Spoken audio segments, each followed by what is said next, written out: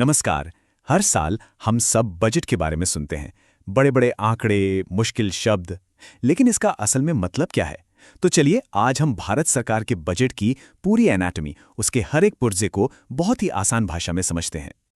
तो इस पूरे कॉम्प्लेक्स टॉपिक को आसान बनाने के लिए हमने इसे 5 हिस्सों में बांट दिया है। सबसे पहले हम जाएंगे इसकी जड़ तक, संविधान में इसका क्या जिक्र है। फिर इसके स्ट्रक्चर को डिसेक्ट करेंगे, आमदनी और खर्च का हिसाब। इसके बाद बात होगी घाटे की, मतलब डेफिसिट्स की इकोनॉमिक्स पर। चौथे नंबर पर सरकार की कमाई कहाँ से होती है, यानी टैक्स सिस्टम। और आखिर में इन सबको जोड़कर देखेंगे कि पैसा कहाँ से आता है, कहाँ जाता है और इसका बंटवारा कैसे होता है।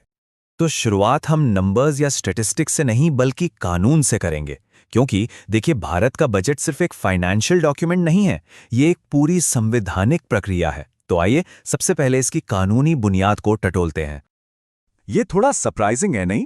सोच कर देखिए, बजट शब्द हम सब इसे कितना इस्तेमाल करते हैं, टीवी पर, अखबारों में, पर यह शब्द हमारे संविधान में कहीं लिखा ही नहीं है।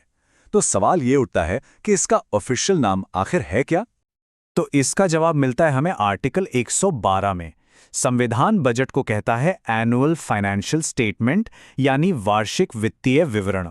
यही इसका असली ऑफिशियल नाम है और यही वो डॉक्यूमेंट है जो हर साल संसद के सामने रखा जाता है। और सिर्फ आर्टिकल 112 ही नहीं, 3 और इंपॉर्टेंट आर्टिकल्स हैं जो सरकार के पूरे फाइनेंशियल सिस्टम की नींव हैं। सोचिए, आर्टिकल 265 कहता है कि बिना कानून के आपसे एक पैसा भी टैक्स नहीं लिया जा सकता। फिर आता है आर्टिकल 266 जो सरकार की मुख्य तिजोरी यानी कंसोलिडेटेड फंड ऑफ इंडिया बनाता है। सारा पैसा यहीं जाता है। और आखिर में है आर्टिकल 267 जो एक इमरजेंसी फंड यानी कंटिंजेंसी फंड बनाता है, जिसका कंट्रोल सीधे प्रेसिडेंट के पास होता है। ओके, तो लीगल फाउंडेशन तो क्लियर हो गया। अब आते हैं बजट के असली स्ट्रक्चर पर, मतलब इसके अंदर क्या है।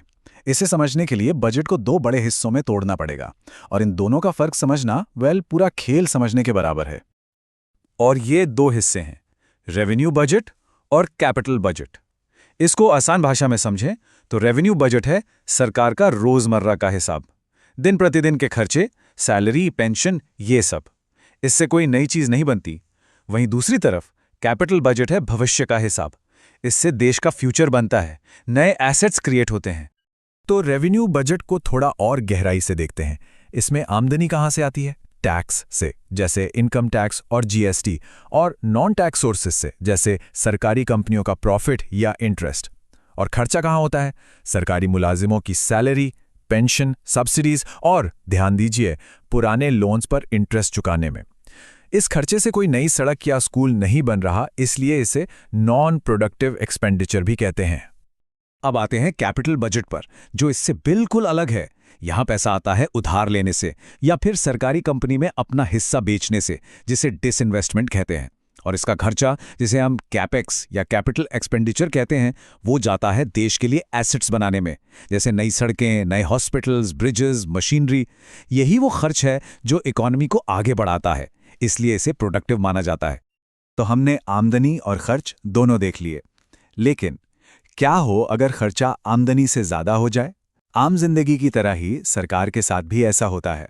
और यहीं से कॉन्सेप्ट आता है डेफिसिट्स का, यानी घाटे का। अब हम अलग अलग तरह के घाटों को समझेंगे और ये देखेंगे कि ये इकोनॉमी की हेल्थ के बारे में क्या सिग्नल देते हैं। सबसे पहले और सबसे इंपॉर्टेंट, फिस्कल डेफिसिट यानी राजकोषीय घाटा। अगर आपको बजट में से सिर्फ एक नंबर याद रखना हो तो वो ये है। ये सीधा सीधा बताता है कि सरकार को उस साल अपने सारे खर्चे पूरे करने के लिए टोटल कितना उधार लेने की जरूरत है। बेसिकली ये सरकार की उधारी पर निर्भरता का थर्मामीटर है। तो ये नंबर अभी है कितना? 2024-25 के अनुमान के हिसाब से सरकार का टारगेट है कि फिस्कल डेफिसिट को जीडीपी का लगभग 5.1% रखा जाए। वैसे FRBM एक्ट के तहत लॉन्ग टर्म गोल 3% का है। तो मतलब साफ है, हम सही दिशा में तो हैं, लेकिन मंजिल अभी थोड़ी दूर है। अब आते हैं एक और तरह के घाटे पर, रेवेन्यू डेफिसिट।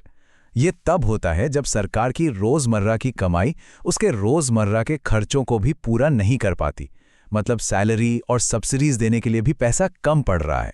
ये एक ऐसी सिचुएशन है जिसे इकोनॉमिस्ट्स अच्छा नहीं मानते। इसको समझने के लिए एक पुरानी कहावत है कि कर्ज लेकर घी पीना। एक हाई रेवेन्यू डेफिसिट बिल्कुल वैसा ही है। सरकार उधार ले रही है पर उससे कोई एसेट नहीं बना रही, सड़क या हॉस्पिटल नहीं बना रही, बल्कि उससे अपने रोज के खर्चे चला रही है। ये एक तरह से कंजम्पशन के लिए उधार लेना है, इन्वेस्टमेंट के लिए नहीं।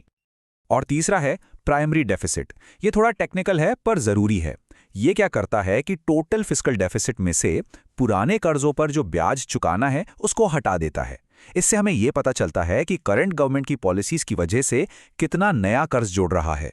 अगर ये जीरो के पास है तो मतलब सरकार इस साल अपने कर्जों के लिए नया उधार नहीं ले रही, ब्याज को छोड़कर। तो अब तक हमने खर्च और उधार की बात की। चलिए अब सिक्के का दूसरा पहलू देखते हैं, सरकार की आमदनी। मतलब ये सारा पैसा आखिर आता कहां से है? आइए सरकार के इनकम सोर्सेस को एक्सप्लोर करते हैं।